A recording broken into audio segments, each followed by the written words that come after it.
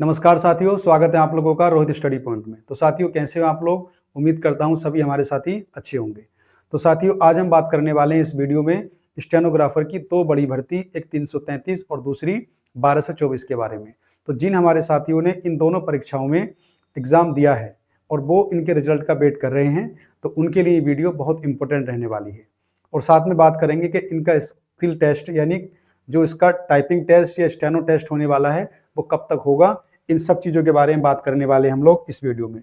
तो जिन हमारे साथियों ने इन दोनों भर्तियों का पेपर दिया है, तो वे सभी साथी हमारे इस वीडियो को ध्यान से देखना है। इस वीडियो में प्रत्येक जानकारी आपको मिलेगी। चलिए तो शुरू करते हैं साथियों। सबसे पहले बात करेंगे हम लोग यूपी ट्रिपल एससी स्टेनो की जो 333 भर्ती थी, उसका एग्जाम हुए लगभग 3 महीने से ज़्यादा हो चुका है, लेकिन अभी तक उसका रिजल्ट नहीं आया है। तो सबसे पहले हम इसी के बारे में बात करेंगे। तो देखिए, अगर इसमें बात करें हम लोग, तो टोटल पोस्ट हमारी इसमें कितनी थी? 333 पोस्ट थी। इसका एग्जाम कब हुआ था? तो साथियों, एग्जाम इसका हुआ था 16 नवंबर 2025 को, और आज देखिए फरवरी का लास्ट डे है, यानी कि 28 फरवरी, यानी कि पूरे 3 महीने से अधिक का समय हो चुका है, लेकिन इसका अभी तक रिजल्ट नहीं आया है। चलिए बात करें कि शॉर्टलिस्ट जो एग्जाम के लिए बुलाए थे आयोग ने, वो कितने छात्र बुलाए थे? तो 11,135 अभ्यर्थी यानी कैंडिडेट को बुलाया गया था मेंस परीक्षा देने के लिए, यानी कि भर्ती का 33 गुना के आसपास। बात करें कितने कैंडिडेट इसमें प्रेजेंट रहे थे, तो 4,792, यानी कि इतने ही कैंडिडेट पेपर देने के लिए आए थे। 4,792, यानी कि 4,792 लोगों ने, लगभग 4800 अभ्यर्थियों ने इसकी परीक्षा दी थी। और स्किप की बात करें, यानी कितने अभ्यर्थियों ने परीक्षा छोड़ दी थी, तो 6,343। तो आप समझ सकते हैं कि स्टेनोग्राफर में यानी उपस्थिति कितने प्रतिशत रही होगी, यानी कि 50% से भी कम लोगों ने इसकी परीक्षा दी थी। ध्यान रखिएगा। बात करें कैंडिडेट जो फोर स्किल के लिए जो कैंडिडेट रहने वाले हैं इस भर्ती में, वो कितने रहने वाले हैं? तो जैसे कि आप जानते हैं कि टाइपिंग के लिए भी आयोग ने 15 गुना से ज्यादा ही विद्यार्थी बुलाए थे। तो इसमें भी देखिए, अगर मैं 15 गुना ही मान लेता हूं, तो लगभग 4,995 इतने कैंडिडेट आयोग बुलाने वाला है। 4,995, और एग्जाम कितने अभ्यर्थियों ने दिया है? तो 4,792। तो इसका मतलब क्या हुआ? यानी कि अगर किसी अभ्यर्थी के नेगेटिव मार्क्स नहीं हैं, तो लगभग सभी को आयोग बुला सकता है इसके स्किल टेस्ट के लिए। तो साथियों, ध्यान रखिएगा आप लोग, जिसने थोड़े से भी अच्छे से पेपर किया होगा आपका, यानी कि 35 से 40 के आसपास, अगर उनके नंबर बन रहे होंगे और स्टेनोग्राफर उन्होंने लिख दी वहां जाके, तो पूरे चांस है उसके फाइनल के लिए। क्योंकि आप देख रहे हो कि 4,792 कैंडिडेट ने पेपर दिया था, और जो 15 गुना यदि लगाते हैं भर्ती का, तो 4,995, यानी कि जितने गुना आयोग बुलाना चाहता है उससे भी कम कैंडिडेट ने तो इसका पेपर दिया है। तो इसकी कट ऑफ को तो छोड़ दीजिए आप लोग कि स्किल कट ऑफ क्या रहने वाली है, कुछ नहीं रहने वाली है। जितने भी अभ्यर्थियों ने पेपर दिया था, लगभग सभी को आयोग बुला लेगा। बस वेट किस चीज का है? रिजल्ट का। तो बात करते हैं साथियों, इसका रिजल्ट कब तक आने की उम्मीद है? तो देखिए, 16 नवंबर को इसका पेपर हुआ था, और 3 महीने से अधिक का समय हो चुका है, और आयोग जिस फॉर्म में अब लगा हुआ है उसने जल्दी से बहुत सारे रिजल्ट दे दिए हैं। स्टोर कीपर का आ चुका है, जे का भी आ चुका है, 5512 का, लेखपाल की शॉर्ट लिस्टिंग भी आ चुकी है। तो अब ऐसा लग रहा है कि जल्दी ही इसका रिजल्ट आने वाला है। तो होली के बाद, यानी कि मान के चलो कि 10 मार्च के आसपास इसका रिजल्ट आपको देखने को मिल जाएगा, है ना। इससे एक आध दिन आगे पीछे हो सकता है, लेकिन 10 मार्च के आसपास इसका रिजल्ट देखने को मिल सकता है, जैसे कि आयोग जल्दी जल्दी रिजल्ट निकाल रहा है। अब बात करें इसके स्किल टेस्ट की। अगर 10 से 15 मार्च तक इसका रिजल्ट आ जाता है, तो मान के चलिए आपको 30 से 40 दिन का समय मिलने वाला है स्किल टेस्ट के लिए। बहुत लंबा समय आयोग देने वाला नहीं है इस बार। आपने देखा होगा जेईई की टाइपिंग 5512 भी 1 से 1.5 महीने के बीच में उन्होंने करा ली थी।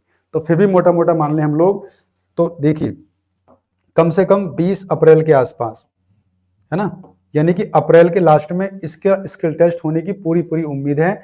आयोग इतना ही समय देगा, तो आप कम से कम 20 अप्रैल के आसपास समय मानकर स्किल टेस्ट में लग जाइए बिल्कुल। और जिन साथियों को भी हमारे इस एग्जाम में 40+ मार्क्स है, ठीक है, 35 भी है ना और 40 भी है, और स्टैन उन्होंने कर दी वहां पे जाके, तो मान के चलिए उम्मीद पूरी है इसमें सिलेक्शन की। क्योंकि स्टेनो लिखना इतना आसान नहीं होता है। टाइपिंग में आप देखते हो अभी जे 5512 का रिजल्ट आया था, उसमें इतने सारे बच्चे फेल हो गए थे। यहाँ तो स्टेनो लिखनी है आप लोगों को, टाइपिंग भी करनी है, तो इतना आसान नहीं होगा।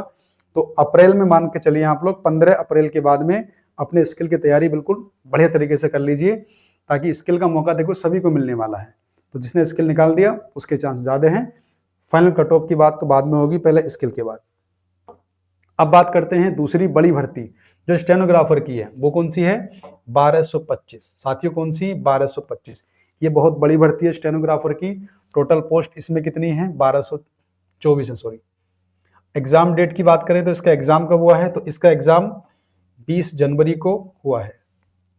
बात करें इसमें शॉर्टलिस्ट कैंडिडेट तो 54,577 थे, और जो परीक्षा दी थी अभ्यर्थियों ने वो 25,000 के आसपास थे। यानी इतने कैंडिडेट ने परीक्षा दी है।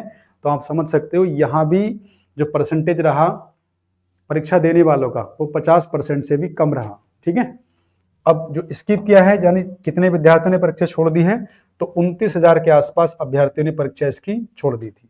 बात करें कैंडिडेट फॉर स्किल, यानी कि टाइपिंग या स्टेनो के लिए कितने अभ्यर्थियों को बुलाया जाएगा, तो मैंने कहा 15 गुना तो मिनिमम मान के चलिए आप लोग। तो अगर मोटा मोटा ही मान लें हम लोग, तो 18,000 के आसपास कैंडिडेट बुलाए जाएंगे इसके स्किल टेस्ट के लिए।